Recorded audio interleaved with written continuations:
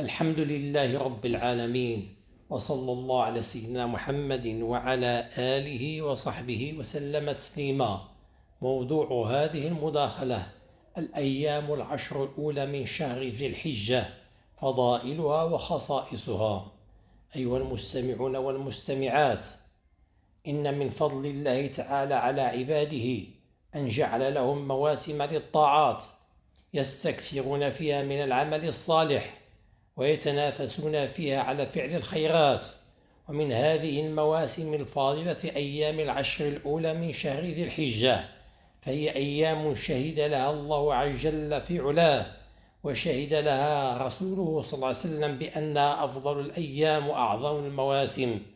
وهذا يستدعي من العبد أن يعرف فضائلها وخصائصها والأعمال المستحبة فيها لكي يحسن استقبالها واغتنامها، ويجتهد فيها ويكثر من الأعمال الصالحة.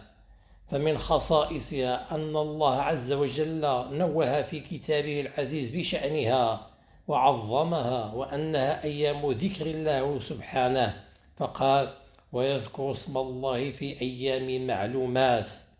ولمكانتها فقد أقسم بها المولى في كتابه تشريفا لها وتعظيما لشأنها، فقال: والفجر وليال عشر والشفع والوتر. قال ابن عباس وغيره من المفسرين رضي الله عنهم: المراد بالعشر في الآية العشر الأولى من شهر ذي الحجة. وأعلى رسول الله صلى الله عليه وسلم أمر هذه العشر المباركة وأكبره، فصح عنه صلى الله عليه وسلم أنه قال: ما من أيام العمل الصالح فيهن أحب إلى الله من هذه الأيام العشر. فقالوا: يا رسول الله، ولا الجهاد في سبيل الله؟ فقال: ولا الجهاد في سبيل الله إلا رجل خرج بنفسه وماله فلم يرجع من ذلك بشيء. ومن تأمل هذه الأيام وجد أنها تجتمع فيها أنواع العبادات، ويجتهد المسلمون فيها بالطاعات، ففيها الصلاة والصيام والحج وغيرها من الطاعات الجليلة والعبادات العظيمة، بل جعلها الله تبارك وتعالى موسما لحج بيته الحرام، وجعل فيها أيامه العظام. ففي العشر من ذي الحجة يجد المسلم أنواع من العبادات والطاعات والقربات لها كبير من فضل وأجر عند الله، فيؤدي ما فرضه الله عليه، ويتزود من النوافل بما يرفع درجته ويهذب نفسه. فمن الطاعات التي تشرع في هذه الأيام الصيام، فيستحب للمسلم أن يصوم الأيام التسعة الأولى من ذي الحجة، وهي سنة عند الأئمة الأربعة وغيرهم من أهل العلم. وعليه فيسن للمسلم أن يصوم التسع الأوائل من ذي الحجة، لأن النبي صلى الله عليه وسلم حث على العمل الصالح فيها أولا، وكان يصومها ثانيا. فعن بعض أزواج النبي صلى الله عليه وسلم أنه عليه الصلاة والسلام كان يصوم يوم عاشوراء وتسعا من ذي الحجة وثلاثة أيام من الشهر.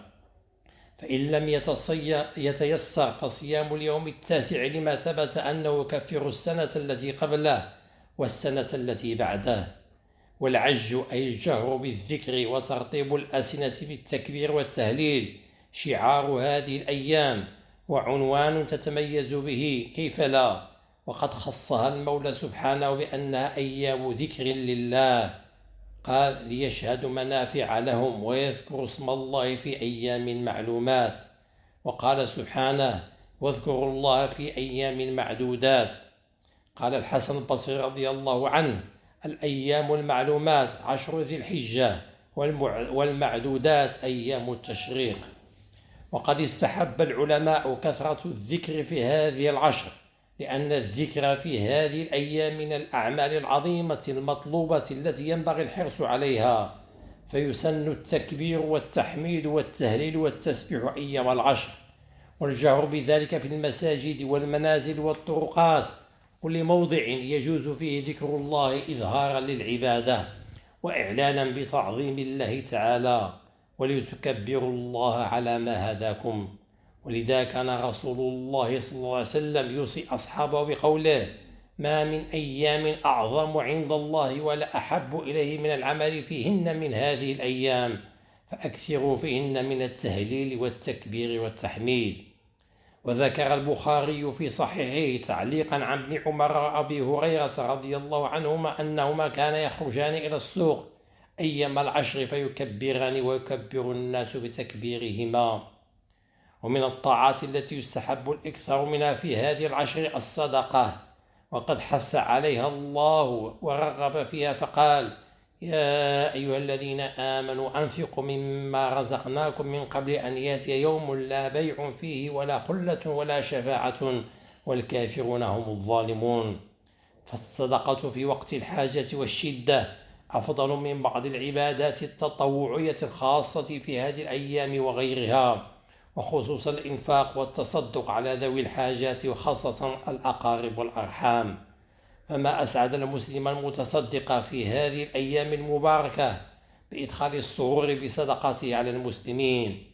نسأل الله أن يوفقنا للعمل الصالح في هذه العشر، وأن يعيننا على اغتنامه على الوجه الذي يرضيه، والحمد لله رب العالمين.